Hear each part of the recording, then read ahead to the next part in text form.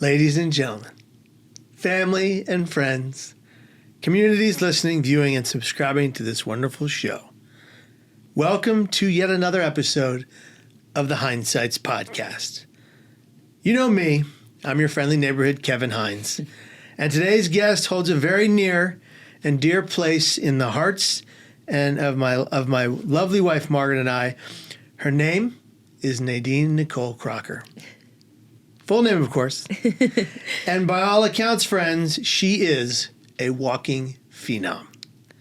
Significant other to Anthony, mother to son Zach, storyteller extraordinaire, and powerhouse filmmaker, actress, writer, and director. She's a quadruple threat. Her most recent film, Desperation Road with Mel Gibson and Garrett Hedlund, and the new film Continue, both share messages of mental health, hope and healing, empowerment, and recovery from immense pain and struggle. Her storytelling ability and filmmaking prowess is second to none. She's also just a really cool chick. Please, please, please, let's give a warm and uproarious welcome to the incredible Nadine Crocker. Woo! That's my welcome. Okay.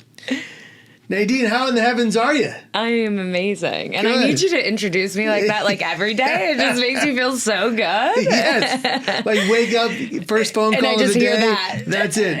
We'll record it, we'll get it to you. Done. Yeah. I'll just when this episode comes out, I'll just listen to it every day. Every day. Come on. Nadine, first, maybe the most important question, how is your mental health today? How's your brain today? My brain's good today. Okay. I mean, honestly, any time that I get to see you, it's always a pretty good day. Honestly, I love you and your wife. And yeah, I mean, I started the day out a little bit tired because I have a 7-year-old who refuses to sleep. But by the time I'm here, now I feel alive. I'm ready to go. So today is a very good day. Good. Let's talk about Zach for a minute because we called your house the other day. And we called you, and he answered. Mm-hmm. Tell us about that. Oh, my gosh. That was hilarious. Well, honestly, if I leave, he's not allowed to be on phone. So if you leave your phone anywhere near that, he's like a little thief. Like, he's like a little, like, mouse. He, like, runs in, steals it, and, like, hides in a corner somewhere. And all of a sudden, I go upstairs, and I was, like, grabbing the laundry or something, and I hear, "Hi, what's your name?" And I'm like, "What?" And I come running down the stairs like, oh, I know that he just answered my phone, didn't he? Or he has my phone. And then I see that he was actually bringing it to me. So I was very thrilled about that. And I see that he's accidentally muted himself. And I hear Margaret on the other side like, "Zach, is that you?" Oh, my God. It made, like, my face could have broke. I was smiling so big. He was like, "What's your name?" He's amazing. Nadine, can we go back to the beginning? Yeah. Can you tell us about your childhood, where you were born, where you come from? Yeah, I mean, I was actually born in Nashville, Tennessee, and we left at a pretty young age. My dad was a country music singer, and we actually he lost his father, my grandfather, to suicide. And that made my dad no longer want to pursue music. And we moved back to Sacramento. And we were there for a few years. And then when I was probably like 4 or so, we moved to Fresno, California. And then that's where we lived until I moved away at 16 and left everything behind and came to LA on my own, like a silly person. I still kind of can't believe I did that at 16. Sometimes I'm like, who is that woman, that left it all behind and had the balls to come out here at 16, honestly. You came out to LA at 16. What were your expectations? What were your hopes? What were your dreams? I mean, I wanted to be a big actress. I mean, I, from a very young age, was there was like no doubt in my mind. I am very much like, we always talk about this, we love movies, and movies have kind of been my escape, and that has been the case since I was a little girl. But it actually started even before movies. As a little girl, I would watch my dad's music videos, and I would see the girl in the music video. You know, in every country song, there was like the black and white girl that the guy was in love with and singing his song about. And that is, I was like, I want to be the girl in that video. It was only years later that I realized, because I was making up my own like movies in my head to these songs, that I was actually filmmaking. Like I imagined myself in the scene, but I was coming up with entire stories to songs and like seeing them play out in my mind. And, you know, I think as a little girl, especially then, you didn't know it was possible to be a director or a writer or all of those things. I think I thought that the career I could have was in front of the camera. And so my love of acting kind of blossomed from there. And from a very young age, I was in acting classes and I was pursuing the arts. And I was in third grade when I got my first modeling agency that was in San Francisco. And so I spent so much of my youth traveling back and forth. And then, I mean, well, it must have been around 15 that then I started pursuing acting, and we would drive back and forth to Los Angeles. And I have an incredible mother who drove me back and forth, but also like we didn't have huge means. So she had a full-time job also. So it was kind of at that point where we'd get back from auditions and I'd find out I had another one the next day or a call back the next day. And it was just kind of like becoming such a full-time job already for my mom. And you know, I wasn't very happy in Fresno and in school. And then my parents were crazy enough to let me move to Los Angeles at 16.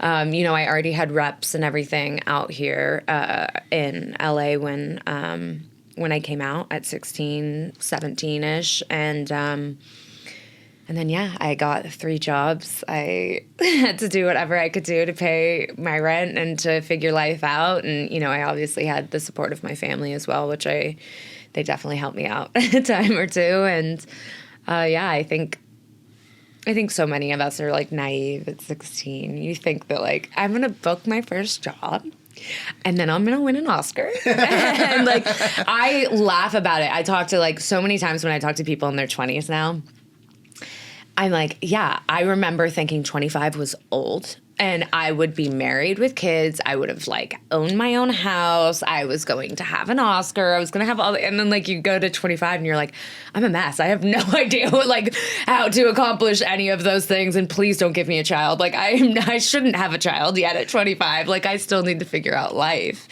you know? So it's just so funny as you grow up and, you know, realize how real life is and the obstacles, and, you know, that a lot of the answers don't quite come to you by 20, 21, 22, like all the way through. I mean, I'm 35 now and I feel like I'm just now starting to figure some stuff out, you know? You're still a baby. Oh, thank you. Nadine, let's go back for a bit. Yeah. We talked about it in a very brief way. I'd love to hear your true experience with it. And it might be hard, but you lost your grandfather to suicide. Were you close to them? How did that happen? What did it do to you and your dad and your family?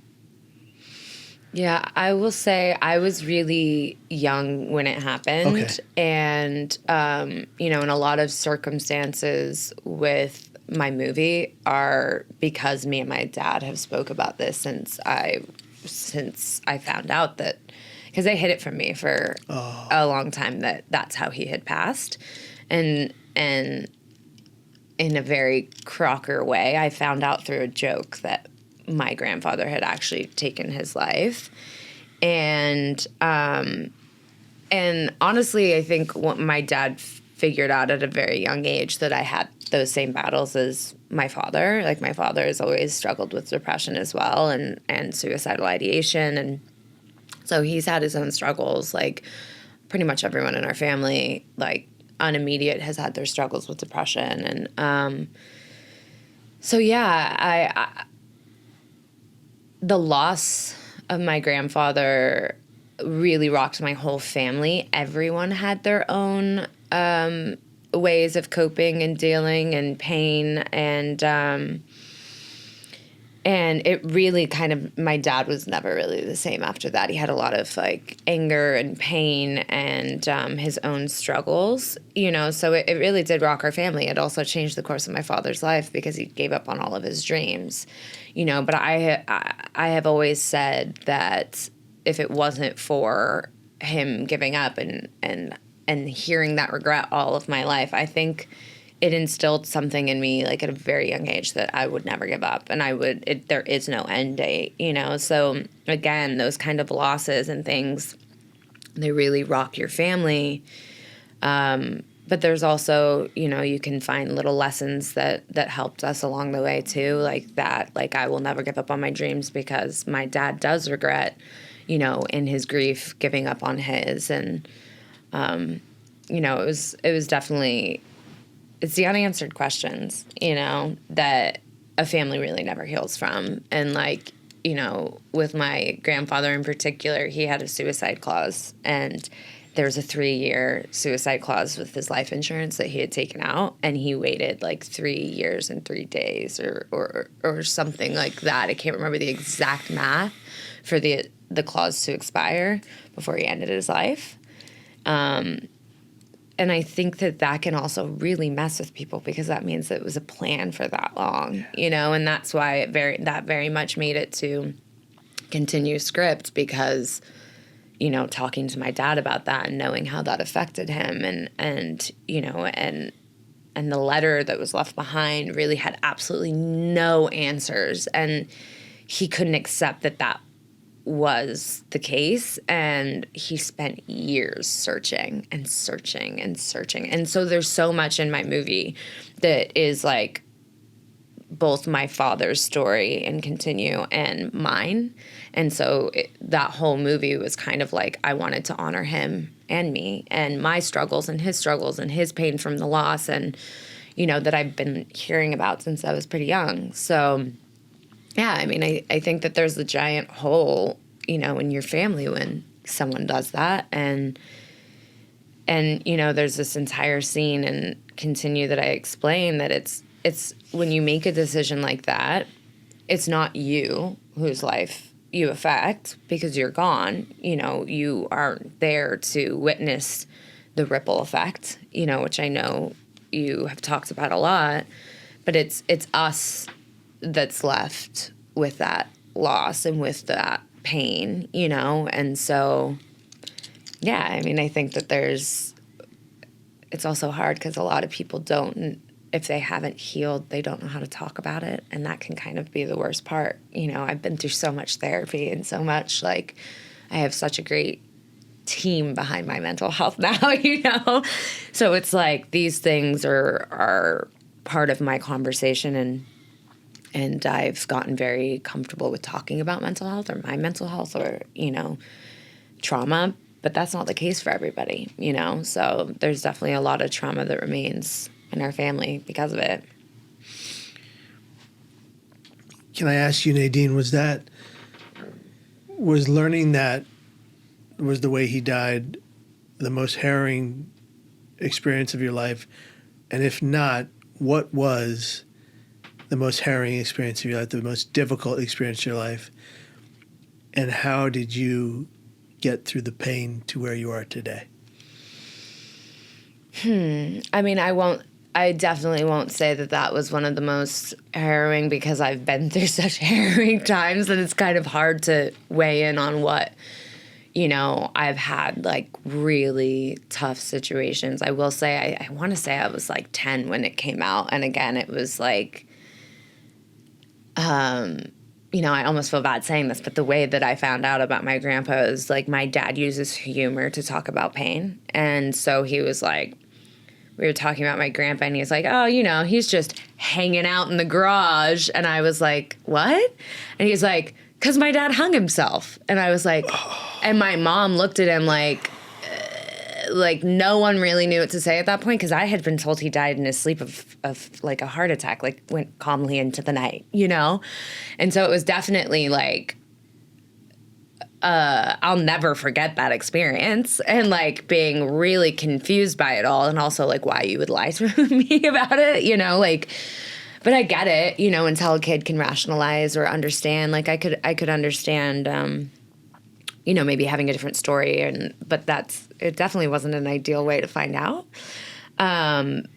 But, you know, and then jumping through to answer the second half of your question, which is like the most harrowing time of my life, is it's difficult because two things really come to my mind, which is like my 20s, which is like when Continue takes place and like when I was, you know, heavily attempting taking my life. And, you know, I had the situation that I started Continue with, which is when I actually ended up going into the hospital and kind of getting caught on one of my attempts, but it certainly wasn't my first attempt.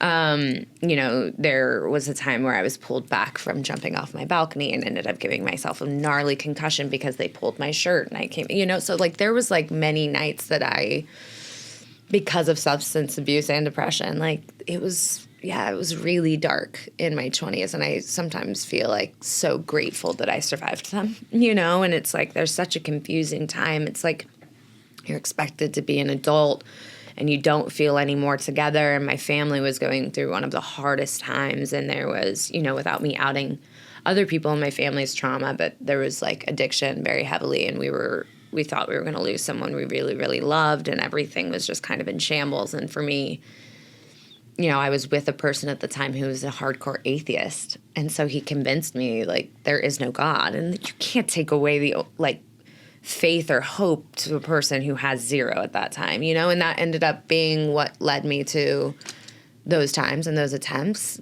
But I'm grateful that they happened because otherwise I wouldn't have gone through all of the steps to find my way to health and to find my way to the person I am today and the purpose I have today and, you know, all of those things. Wow. Yeah. So I'd definitely say my 20s, but another really tough one for me was going through sexual assault. Like that, you know, as a woman, like it is a very hard thing to come back from and to reclaim your power and your voice when you feel like it's taken away. So like, again, I've packed in a lot of life in the 35 years I've been on this planet, but I want to believe that it was all for a purpose, and it's that I can relate to so many people now. You know, I can help so many people. I can help people get through so many different experiences, whether it's, you know, suicidal depression or sexual assault or, you know, addiction or, you know, all of these different things that I've been through. You know, I want to believe that it was all for a purpose. It definitely was for a purpose, and you are doing such good work, not just with your films that really go deep into these topics of mental and brain and mind health, and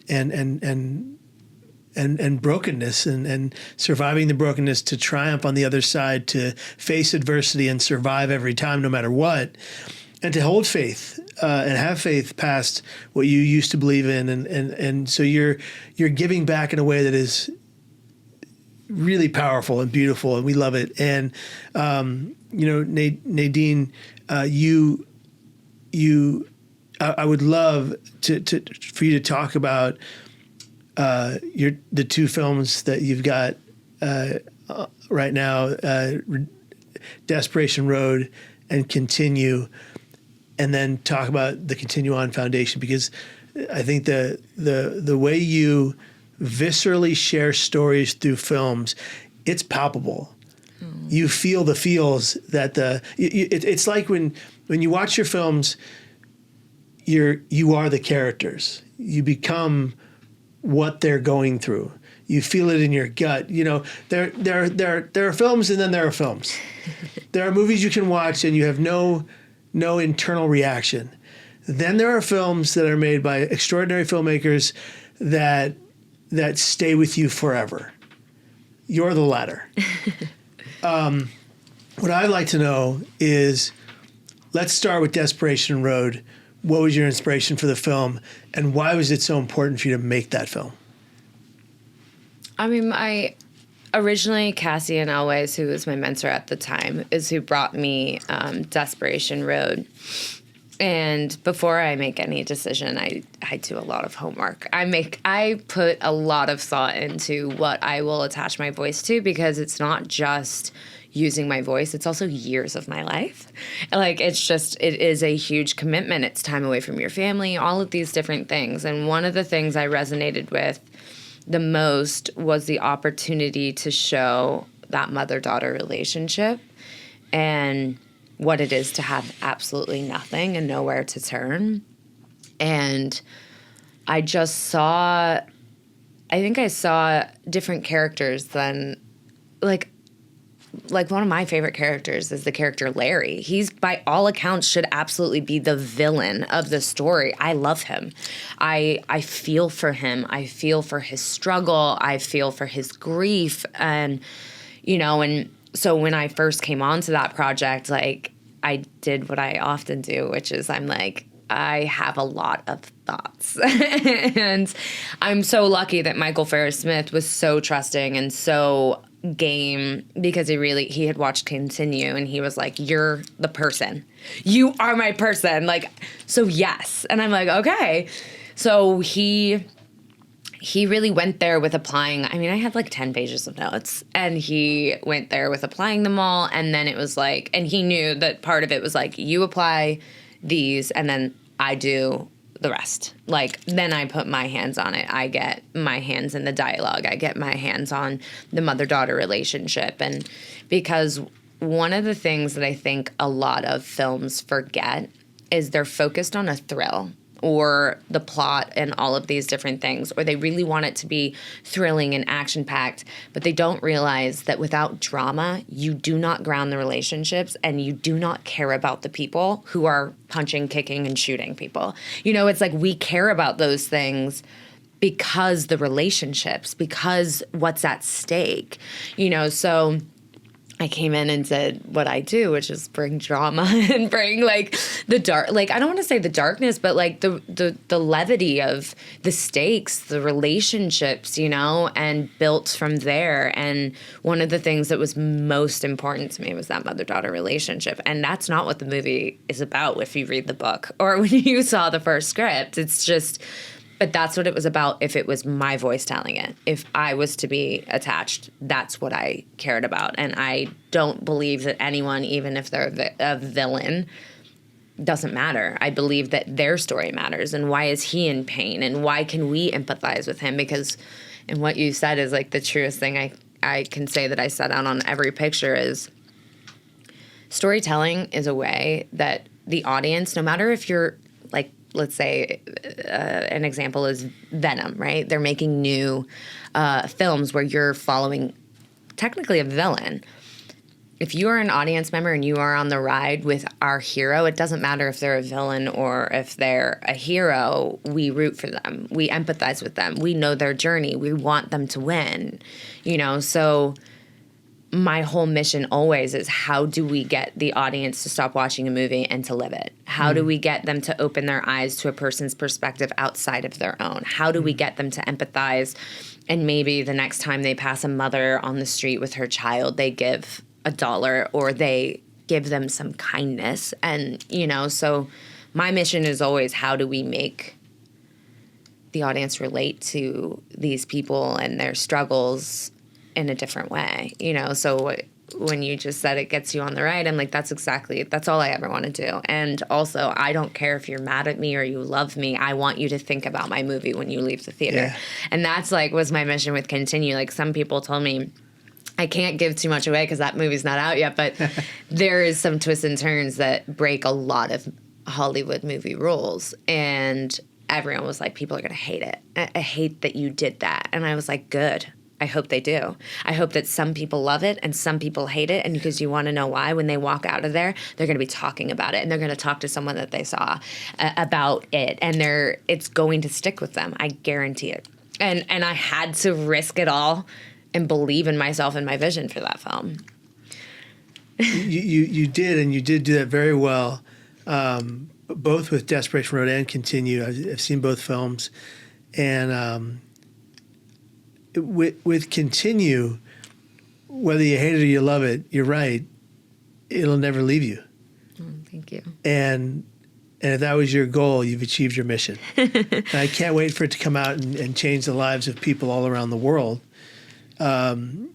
Because ultimately, not to give anything away, but ultimately, it is its own story of redemption and finding that light at the end of the tunnel, and that peace and that hope and that purity. And it's incredible.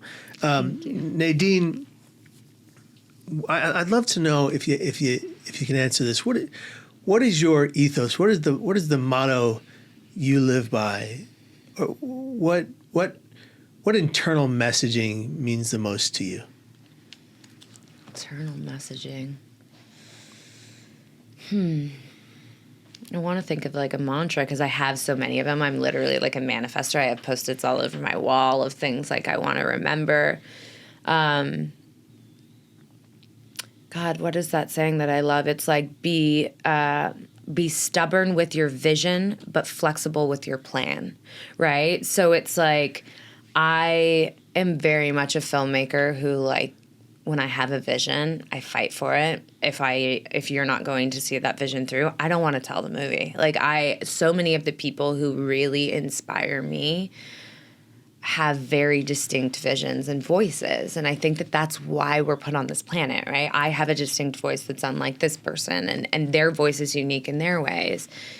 And so for me, it's like honoring myself and my voice while also understanding that in filmmaking, you have to pivot. Like, you have to learn to pivot. Because I can tell you, when I was setting out for Desperation Road, I'll use that as an example because we just talked about that. I was supposed to have 30 days. I was supposed to be in Mississippi. There was a lot of grand plans. And a few weeks before I left, with the whole movie already being scouted in Mississippi, it was moved to Kentucky. I had 3 weeks left to prep because Mel had hard out dates. And so I only had 3 weeks to prep a movie starting at ground zero. And I now only had 16 days to shoot it. And that's impossible. It's impossible when you have 2 car accidents, a minor who can only work 8 hours a day. You can't work a minor any longer than that. It's not like other crew where you're like, oh, we'll go overtime. There is no overtime with a minor. I have 5 converging storylines.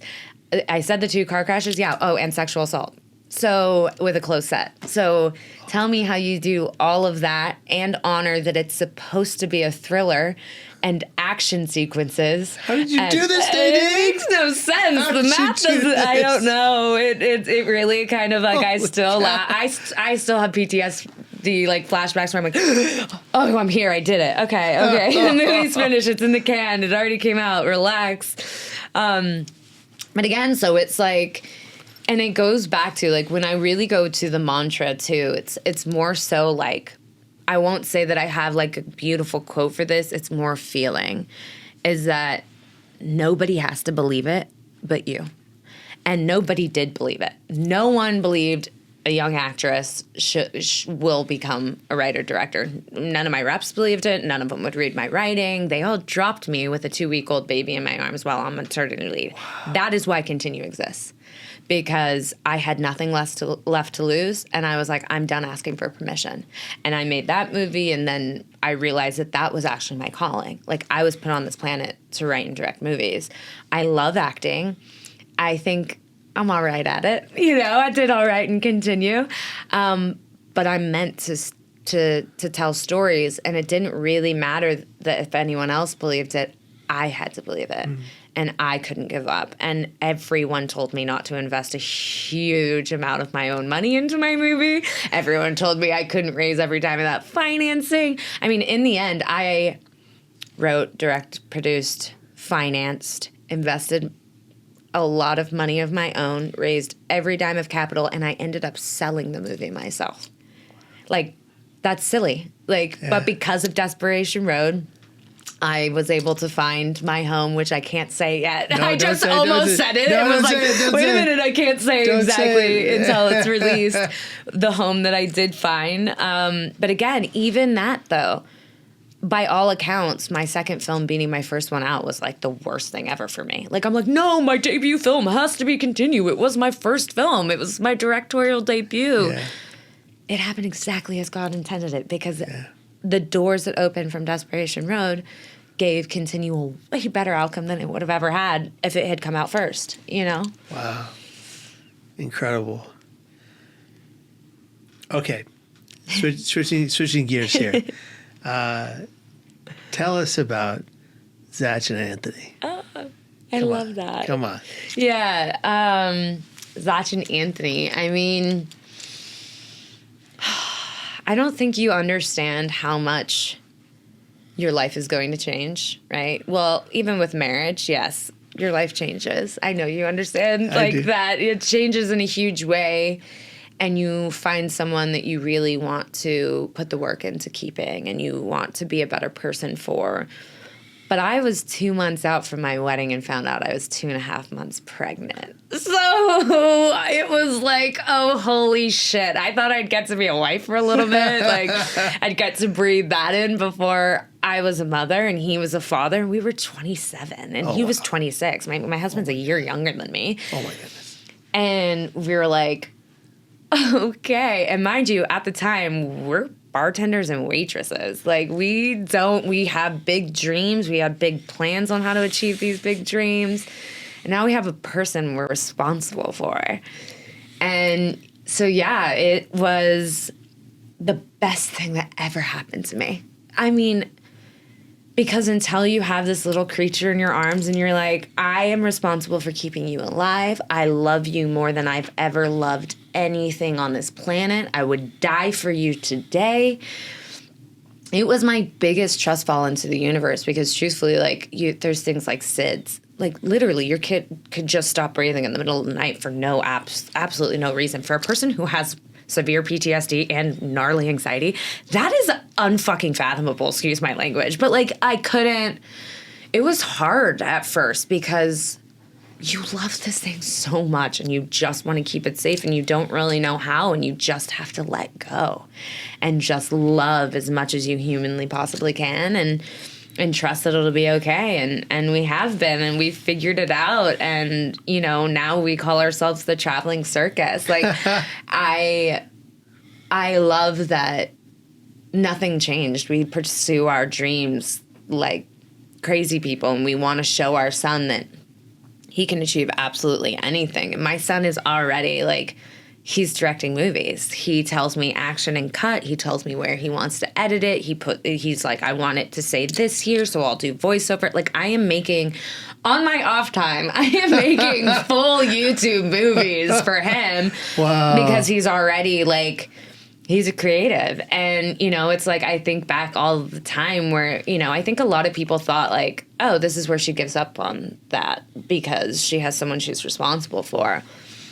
And, like, thank God I don't go to other people's standards of what is right for me and what is right for women and what those standards should be, because my son played tag with Mel Gibson on my set, and my son played football with my crew on the lunch breaks, and, you know, and we went back and forth, or he did, because I wanted to make sure he kept his services in his home group in LA and, you know, came back and forth.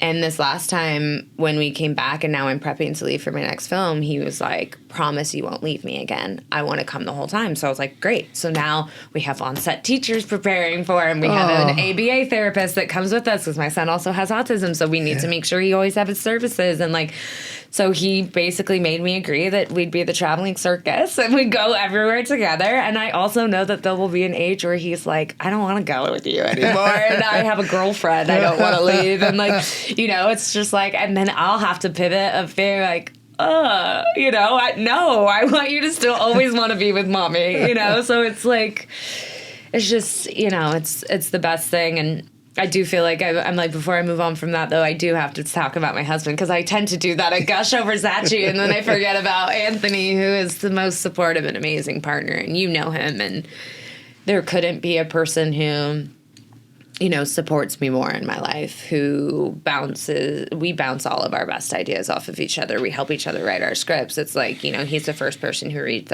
absolutely every script. He's the first notes I get. I'm the first he gets. I'm helping him, clean up one of his scripts and teaching a little bit more about format. Like, we have learns and come up together, and I feel so grateful that it kind of went the way it did, because now I'm producing his first film and he's getting ready to direct his first movie. And it's like, thank God it worked the way it did, because now I know how to do it. Like, it's different, and now I have the relationships to do it.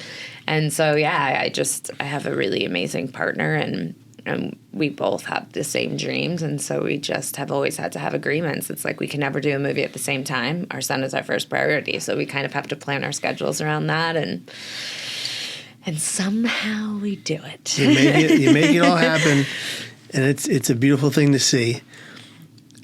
Nadine, you have gone through a great deal of trauma in your life and immense pain in your struggles to get to where you are today. What kept you going, and what would you say to maybe a young lady or girl who one day has visions of making films, who is currently struggling with suicidal ideation? What words would you say right now, as we wrap this interview up, to reach her at her core and help her find a glimmer of hope to stay right here and continue on? Oh, I love that you just said that.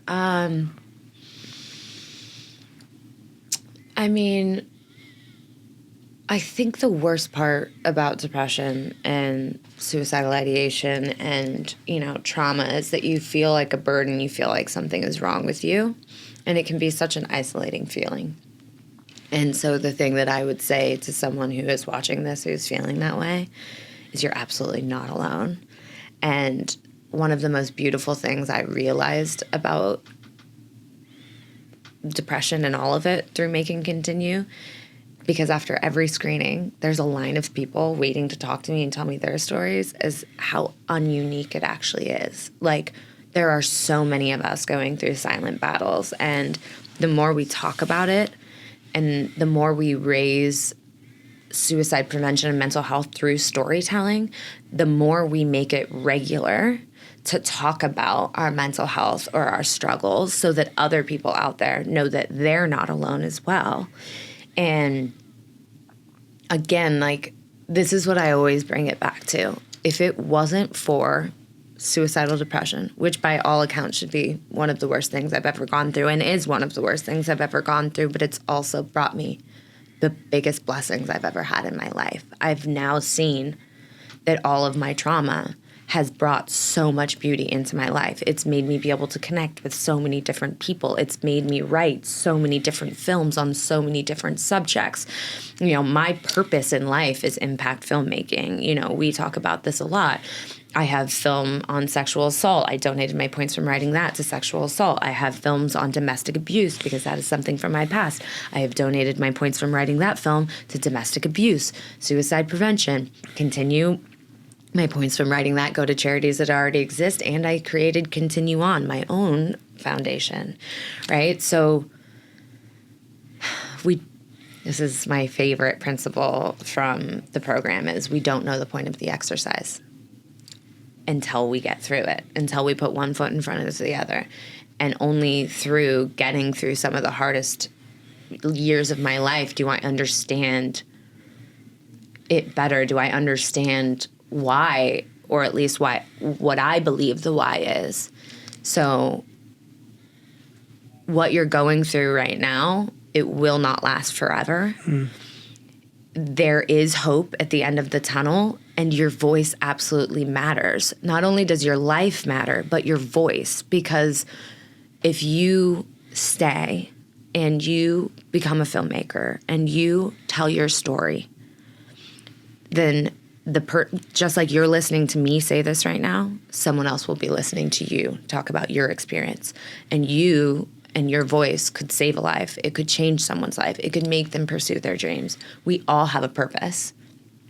And just like in my messaging with Continue, is our lives change so many lives along the way, right? You and I would have never met if either of us had succeeded in in our attempts. And we have no idea how many lives our lives will change, so you have to give it one more day because someone out there is counting on you. You have to give it one more day because someone else out there is counting on you to continue on. Listen, friends, family, loved ones, pay attention to this right now. There's no such thing as failure. They're just setups to something greater. When you go through hell, when you get hurt, when you struggle deeply, you can find ways to live fervently, love more deeply, and thrive extraordinarily. Keep going. Keep fighting. Keep working hard. And whatever you do, be here tomorrow and every single day after that. This is another episode of the Hindsights Podcast, one of my favorite, in fact. Thank you, Nadine Crocker. Thank you for being here. Thank you. It meant the world. Take care, be well, and be here tomorrow. See ya. Hey, everybody, it's Kevin Hines. And it's Margaret Hines. How are you today? We're so darn excited to share with you that the incredible new film, Continue, directed and starring the amazing filmmaker Nadine Crocker, is available to watch September 6th. We are even more excited to tell you that we have had the privilege of working on this amazing film as executive producers. This film is really special to us as it explores perseverance, hope, and the importance of mental health in a raw and authentic way. We sincerely hope that when you go see this film, when you watch Continue, you feel seen and heard and reminded that no matter what you're going through, you're not alone. We are so proud to have been a part of this film, and we can't wait for you all to experience it. It's going to be incredible, so come one, come all.